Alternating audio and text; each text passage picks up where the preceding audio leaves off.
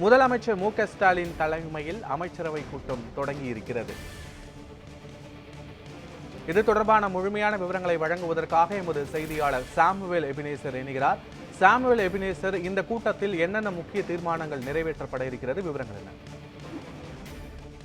பத்மநாபன், இன்று சென்னை தலைமைச் செயலகத்தில் முதல்வர் மு.க.ஸ்டாலின் முன்னிலையில் இன்று அமைச்சரவை கூட்டமானது நடைபெற்று வருகிறது. குறிப்பாக விரைவில் பட்ஜெட் தாக்கலானது செய்யப்பட உள்ள நிலையில் முக்கிய முடிவுகள் இந்த கூட்டத்தில் எடுக்கப்படும் எனவும் எதிர்பார்க்கப்படுகிறது. குறிப்பாக 2025 மற்றும் 2026 ஆண்டிற்கான தமிழ்நாடு அரசின் நிதிநிலை அறிக்கையை பிப்ரவரி இறுதி அல்லது மார்ச் முதல் வாரத்தில் தாக்கல் செய்யப்பட உள்ள வாய்ப்புள்ளதாகவும் தெரிவிக்கப்பட்டிருக்கிறது. அதற்கான ஒப்புதலை இந்த அமைச்சரவை கூட்டம் ஒப்புதல் அளிக்கும் எனவும் எதிர்பார்க்கப்படுகிறது. மேலும் அதாவது தொழில் நிறுவனங்களுக்கு ஒப்புதல் வழங்குவதற்கும் அது குறிப்பாக இக்கூட்டத்தில்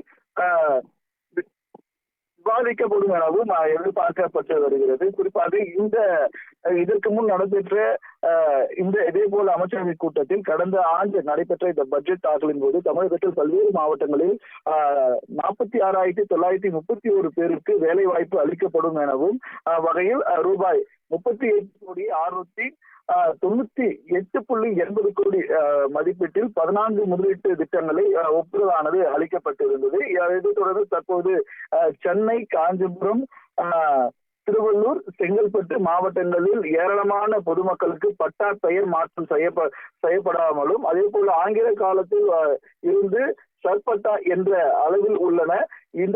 இன்றைய அதாவது அமைச்சரவை கூட்டத்தில் இந்த வகைப்படுத்தும் செய்யும் வகையில் பட்டா வழங்குவதற்கு தொடர்பான அமைச்சரவை கூட்டத்தில் முக்கிய முடிவுகளும் எடுக்கப்படும் எனவும் தகவலானது வெளியாகி வருகிறது. குறிப்பிடத்தக்கது. பத்மநாபன், முழுமையான விவரங்களுக்கு நன்றி சாமுவேல் எபினேசர்.